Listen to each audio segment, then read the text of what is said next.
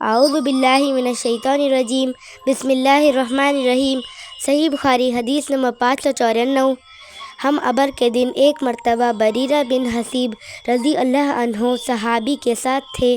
انہوں نے فرمایا کہ نماز سویرے پڑھا کرو، کیونکہ نبی کریم صلی اللہ علیہ وسلم نے فرمایا کہ جس نے عصر کی نماز چھوڑی اس کا عمل اقارت ہوگا۔ بسم اللہ الرحمن الرحیم۔ صحیح بخاری حدیث نمبر 595۔ ہم خیبر سے لوٹ کر نبی کریم صلی اللہ علیہ وسلم کے ساتھ رات میں سفر کر رہے تھے۔ کسی نے کہا کہ یا رسول اللہ، آپ اب پڑاؤ ڈال دیتے تو بہتر ہوتا۔ آپ صلی اللہ علیہ وسلم نے فرمایا کہ مجھے ڈر ہے کہ کہیں نماز کے وقت بھی تم سوتے نہ رہ جاؤ۔ اس پر بلال رضی اللہ عنہ بولے کہ میں آپ سب لوگوں کو جگا دوں گا۔ چنانچہ سب لوگ لیٹ گئے اور بلال رضی اللہ عنہ نے بھی اپنی پیٹھ پنجابے سے لگا لی اور ان کی بھی آنکھ لگ گئی، اور جب نبی کریم صلی اللہ علیہ وسلم بیدار ہوئے تو سورج کے اوپر کا حصہ نکل چکا تھا۔ آپ صلی اللہ علیہ وسلم نے فرمایا، بلال تو نے کیا کہا تھا؟ وہ بولے، آج جیسی نیند مجھے کبھی نہیں آئی۔ پھر رسول اللہ صلی اللہ علیہ وسلم نے فرمایا کہ اللہ تعالیٰ تمہاری ارواح کو جب چاہتا ہے قبض کر لیتا ہے اور جس وقت چاہتا ہے واپس کر دیتا ہے۔ اے بلال، اٹھ اور اذان دے۔ پھر آپ صلی اللہ علیہ وسلم نے وضو کیا، اور جب سورج بلند ہو کر روشن ہو گیا تو آپ صلی اللہ علیہ وسلم کھڑے ہوئے اور نماز پڑھائی۔ بسم اللہ الرحمن الرحیم۔ صحیح بخاری حدیث نمبر 596۔ عمر بن خطاب رضی اللہ عنہ غزوہ خندق کے موقع پر ایک مرتبہ سورج غروب ہونے کے بعد آئے اور وہ کفار قریش کو برا بھلا کہہ رہے تھے، اور آپ نے کہا کہ اے اللہ کے رسول، سورج غروب ہو گیا اور نماز عصر پڑھنا میرے لیے ممکن نہ ہو سکا۔ اس پر رسول اللہ صلی اللہ علیہ وسلم نے فرمایا کہ نماز میں نے بھی نہیں پڑھی۔ پھر ہم وادی بطحان میں گئے اور آپ صلی اللہ علیہ وسلم نے وہاں نماز کے لیے وضو کیا۔ ہم نے بھی وضو بنایا۔ اس وقت سورج ڈوب چکا تھا۔ پہلے آپ صلی اللہ علیہ وسلم نے عصر پڑھائی، اس کے بعد مغرب پڑھی۔ بسم اللہ الرحمن الرحیم۔ صحیح بخاری حدیث نمبر 597۔ آپ صلی اللہ علیہ وسلم نے فرمایا، اگر کوئی نماز پڑھنا بھول جائے تو جب بھی یاد آ جائے اس کو پڑھ لے۔ اس قضا کے سوا اور کوئی کفارہ اس کی وجہ سے نہیں ہوتا۔ اور اللہ تعالیٰ نے فرمایا کہ نماز میرے یاد آنے پر قائم کر۔ موسیٰ نے کہا کہ ہم سے حمام نے حدیث بیان کی کہ میں نے قتادہ رضی اللہ عنہ سے سنا، وہ یوں پڑھتے تھے، نماز پڑھ میری یاد کے لیے۔ حبان بن حلال نے کہا، ہم سے حمام نے بیان کیا، کہا ہم سے قتادہ نے، کہا ہم سے انس رضی اللہ عنہ نے۔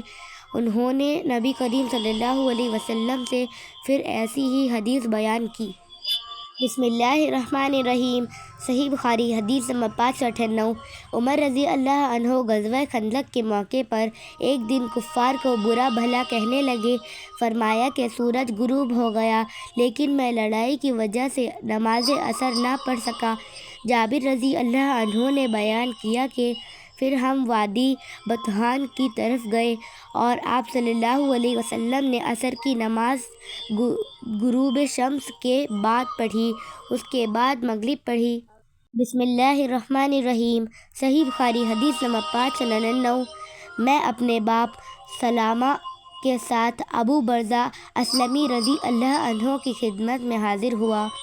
ان سے میرے والد صاحب نے پوچھا کہ رسول اللہ صلی اللہ علیہ وسلم فرض نمازیں کس طرح یعنی کن کن اوقات میں پڑھتے تھے، ہم سے اس کے بارے میں بیان فرمائیے۔ انہوں نے فرمایا کہ آپ صلی اللہ علیہ وسلم ظہر، جسے تم صلاۃ اولیٰ کہتے ہو، سورج ڈھلتے ہی پڑھتے تھے، اور آپ صلی اللہ علیہ وسلم عصر پڑھنے کے بعد کوئی بھی شخص اپنے گھر واپس ہوتا اور وہ بھی مدینے کے سب سے آخری کنارے پر، تو سورج ابھی صاف اور روشن ہوتا۔ مغرب کے بارے میں آپ نے جو کچھ بتایا مجھے یاد نہیں رہا، اور فرمایا کہ عشاء میں آپ صلی اللہ علیہ وسلم تاخیر پسند فرماتے تھے، اس سے پہلے سونے کو اور اس کے بعد بات کرنے کو پسند نہیں کرتے تھے۔ صبح کی نماز سے جب آپ صلی اللہ علیہ وسلم فارغ ہوتے تو ہم اپنے قریب بیٹھے ہوئے دوسرے شخص کو پہچان لیتے۔ آپ صلی اللہ علیہ وسلم فجر میں 60 سے 100 تک آیتیں پڑھتے تھے۔ بسم اللہ الرحمن الرحیم۔ صحیح بخاری حدیث نمبر 600۔ ایک دن حسن بصری رحمۃ اللہ علیہ نے بڑی دیر کی اور ہم آپ کا انتظار کرتے رہے۔ جب ان کے اٹھنے کا وقت قریب ہو گیا تو آپ آئے اور بطور معذرت فرمایا کہ میرے ان پڑوسیوں نے مجھے بلا لیا تھا، اس لیے دیر ہو گئی۔ پھر بتلایا کہ انس بن مالک رضی اللہ عنہ نے کہا تھا کہ ہم ایک رات نبی کریم صلی اللہ علیہ وسلم کا انتظار کر رہے تھے، تقریباً آدھی رات ہو گئی تو آپ صلی اللہ علیہ وسلم تشریف لائے، پھر ہمیں نماز پڑھائی، اس کے بعد خطبہ دیا، پس آپ صلی اللہ علیہ وسلم نے فرمایا کہ دوسروں نے نماز پڑھ لی اور سو گئے، لیکن تم لوگ جب تک نماز کے انتظار میں رہے ہو گویا نماز ہی کی حالت میں رہے ہو۔ امام حسن بصری رحمۃ اللہ علیہ نے فرمایا کہ اگر لوگ کسی خیر کے انتظار میں بیٹھے رہے تو وہ بھی خیر کی حالت ہی میں ہے۔ عروہ بن خالد نے کہا کہ حسن کا یہ قول بھی انس رضی اللہ عنہ کی حدیث کا ہے جو انہوں نے نبی کریم صلی اللہ علیہ وسلم سے روایت کی ہے۔ بسم اللہ الرحمن الرحیم۔ صحیح بخاری حدیث نمبر 601۔ نبی کریم صلی اللہ علیہ وسلم نے عشاء کی نماز پڑھی۔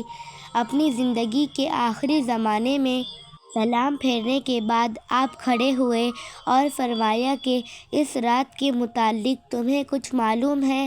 آج روئے زمین پر جتنے انسان زندہ ہیں 100 سال بعد ان میں سے کوئی بھی باقی نہیں رہے گا۔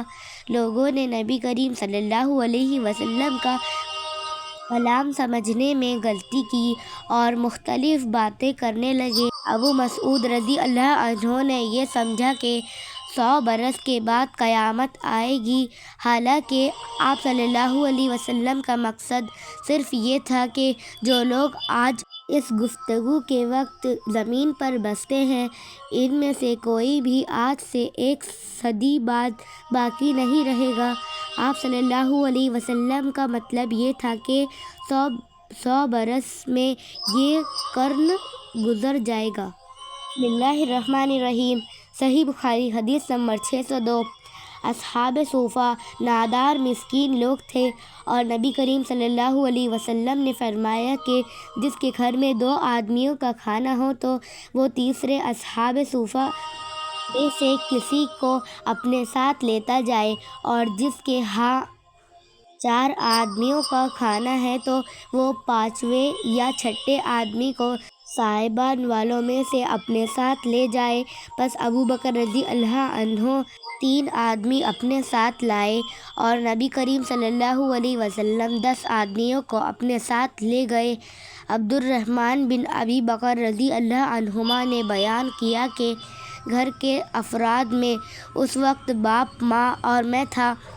ابو عثمان راوی کا بیان ہے کہ مجھے یاد نہیں کہ عبد الرحمن بن ابی بکر نے یہ کہا یا نہیں کہ میری بیوی اور ایک خادم جو میرے اور ابو بکر رضی اللہ عنہ دونوں کے گھر کے لیے تھا یہ بھی تھے۔ خیر ابو بکر رضی اللہ عنہ نبی کریم صلی اللہ علیہ وسلم کے یہاں ٹھہر گئے اور غالباً کھانا بھی وہیں کھایا۔ صورت یہ ہوئی کہ نماز عشاء تک وہیں رہے، پھر مسجد سے نبی کریم صلی اللہ علیہ وسلم کے حجرے مبارک میں آئے اور وہیں ٹھہرے رہے تاکہ نبی کریم صلی اللہ علیہ وسلم نے بھی کھانا کھا لیا، اور رات کا ایک حصہ گزر جانے کے بعد جب اللہ تعالیٰ نے چاہا تو آپ گھر تشریف لائے تو ان کی بیوی رومان نے کہا کہ کیا بات پیش آئی کہ مہمانوں کی خبر بھی آپ نے نہ لی، یا یہ کہ مہمان کی خبر نہ لی؟ آپ نے پوچھا کیا تم نے ابھی انہیں رات کا کھانا نہیں کھلایا؟ رومان نے کہا کہ میں کیا کروں، آپ کے آنے تک انہوں نے کھانے سے انکار کیا، کھانے کے لیے ان سے کہا گیا تھا لیکن وہ نہ مانے۔